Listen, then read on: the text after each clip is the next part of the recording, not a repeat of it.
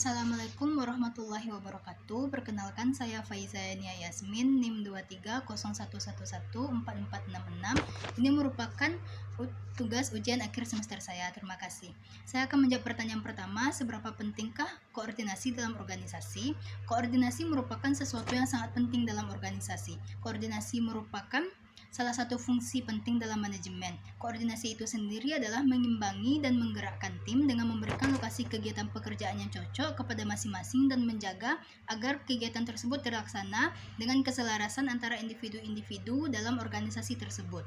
Koordinasi berperan penting dalam organisasi. Alasan mengapa pentingnya koordinasi yaitu yang pertama, mencegah terjadinya kekacauan, percekcokan, kekembaran dan kekosongan pekerjaan. Yang kedua, agar pekerja dan pekerjaannya diselaraskan serta diarahkan untuk mencapai tujuan. Yang ketiga, sebagai fungsi pengikat. Dan yang keempat, meningkatkan kerjasama dan keharmonisan.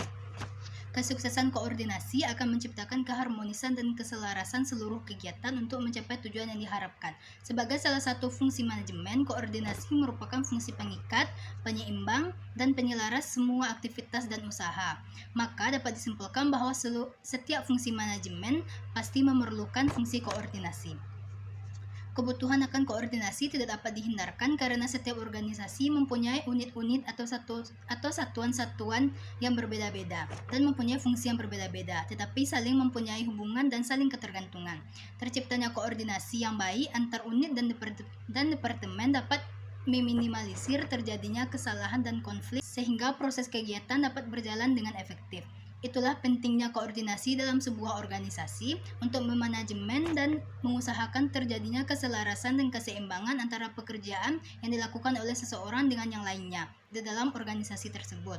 Dapat dibayangkan betapa sulitnya proses manajemen dalam sebuah organisasi apabila koordinasi ditiadakan, maka pengelolaan sumber daya dan pengarahan dalam organisasi tersebut tidak akan berjalan baik dan efisien. Selanjutnya, soal nomor 2, konflik dalam organisasi.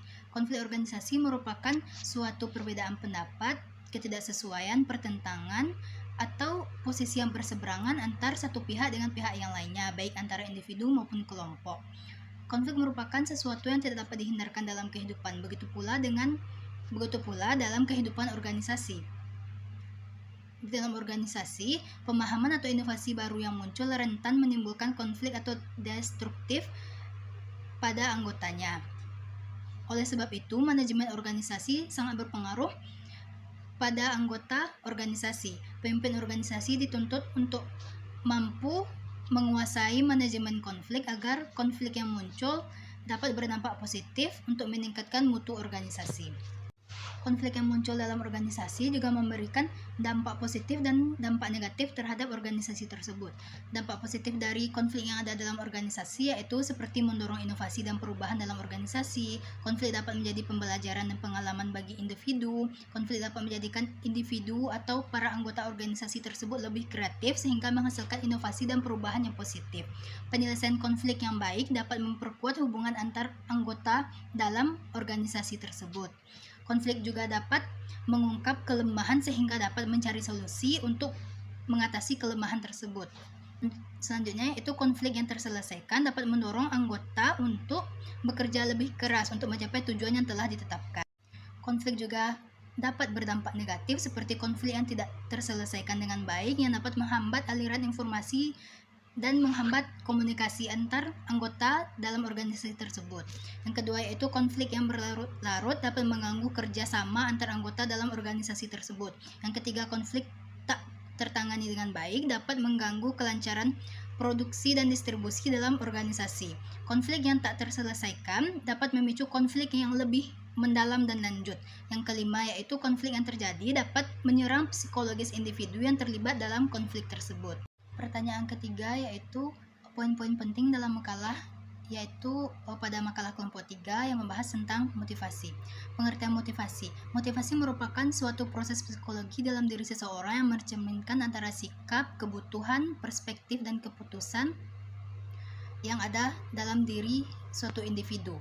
motivasi merupakan suatu proses psikologi yang timbul akibat adanya dorongan baik yang berasal dari dalam maupun dari luar individu itu sendiri. Pengertian motivasi dari beberapa ahli, salah satunya yaitu George R. Terry. Motivasi adalah keinginan yang terdapat pada seseorang individu yang merangsanya melakukan suatu tindakan. Tujuan motivasi yaitu satu, mendorong gairah dan semangat kerja karyawan, meningkatkan moral dan keputusan kerja karyawan, meningkatkan produktivitas kerja karyawan, mempertahankan loyalitas dan kestabilan karyawan. Selanjutnya itu penerapan motivasi, ada motivasi prestasi, yaitu dorongan dalam diri individu untuk mengatasi segala tantangan dan hambatan dalam mencapai suatu tujuan. Yang kedua ada motivasi afiliasi, adalah dorongan untuk berhubungan dengan orang-orang atas dasar sosial. Yang ketiga motivasi kompetensi, adalah dorongan untuk mencapai keunggulan kerja, meningkatkan keterampilan dan pemecahan masalah, dan berusaha untuk inovatif. Yang keempat yaitu motivasi kekuasaan, adalah dorongan untuk mempengaruhi orang-orang, mengubah situasi dan cenderung bertingkah laku otoriter. Yang kelima motivasi dan kinerja, yaitu motivasi bisa dilakukan melalui upaya-upaya mengontrol, menilai, lalu memotivasi diri sendiri. Alasan mengapa pentingnya motivasi dalam suatu organisasi yaitu karena adanya motivasi maka akan mendorong suatu organisasi tersebut untuk semakin maju dan mempercepat mencapai tujuannya. Motivasi yang baik seharusnya ada pada setiap lapisan organisasi. Motivasi yang sama juga menjadi faktor utama yang dapat mempengaruhi perkembangan organisasi tersebut.